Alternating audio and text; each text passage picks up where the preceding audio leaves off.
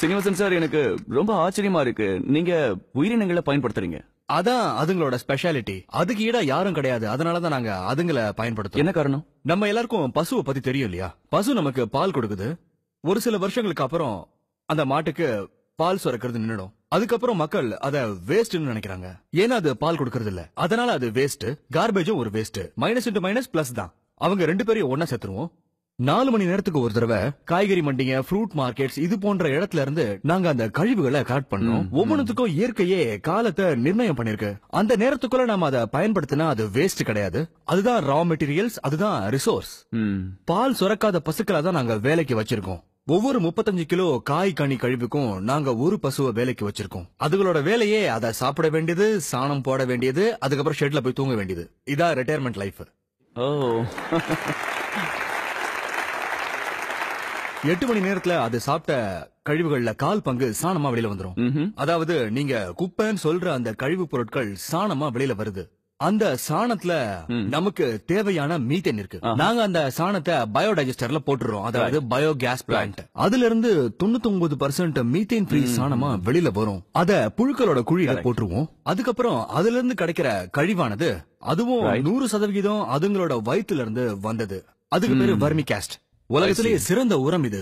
உலகத்திலேயே சிறந்த உரம். இந்த மண்புழு கழிவை பிளாக் கோல்டுன்னு சொல்லுவாங்க. இத நேரடியா பூமியில உபயோகப்படுத்தலாம். மத்ததுல பாக்டீரியல் ப்ராசஸ் மூலமா டீகம்போஸ் பண்றதுக்கு 45 நாள் ஆகும். இப்போ ஒரு உதாரணம் சொல்றேன். திங்கட்கிழமை காலையில அம்மா வீட்ல காய்கறி நறுக்குறாங்க. அதாவது காலையில 6 மணிக்கு. 9 மணிக்கு எங்க வண்டி வந்து அந்த வேஸ்ட கலெக்ட் பண்ணிடும். 10:30 மணிக்கு அத பசுக்களுக்கு போட்டுருவோம்.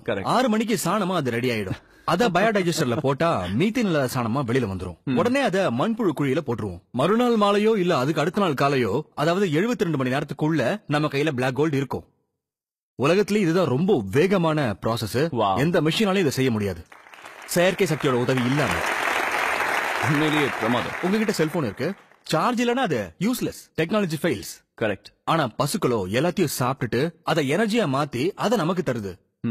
மாட தினமும் ரீசார்ஜ் பண்ணாமலேயே. மத்த பிராணிகளை எப்படி பயன்படுத்துறீங்க?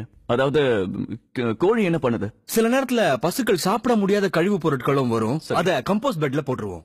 அந்த கம்போஸ்ட் பெட்ல இருந்து மேகெட்ஸ் வரும். மேகெட்ஸ்னா சின்ன சின்ன புழுக்கள். சின்ன புழுக்கள்.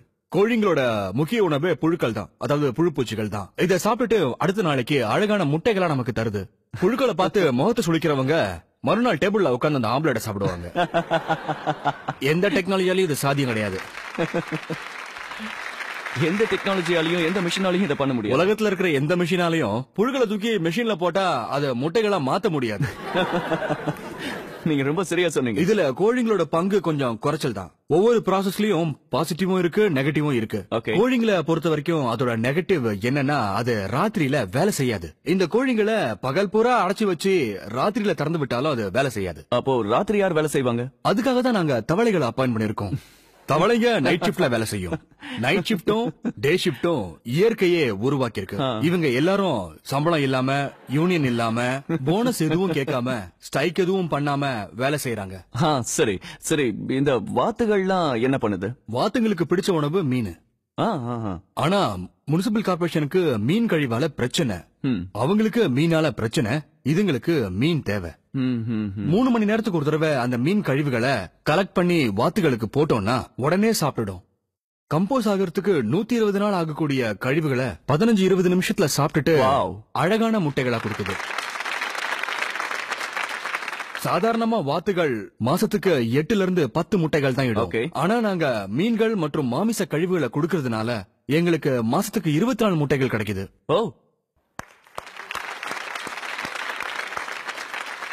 அப்ப 20 வாத்துகள்னா இன்னும் பல மடங்கு. ஆமா, எங்க கிட்ட 11 பெண் வாத்துகளுக்கு ஒரு ஆண் வாத்து வீதம் இருக்கு. ஏன் 11 பெண்ணும் ஒரு முட்டைகளுக்கு தான்? 11 பெண் வாத்துகளுக்கு ஒரு ஆண் வாத்து போதும்.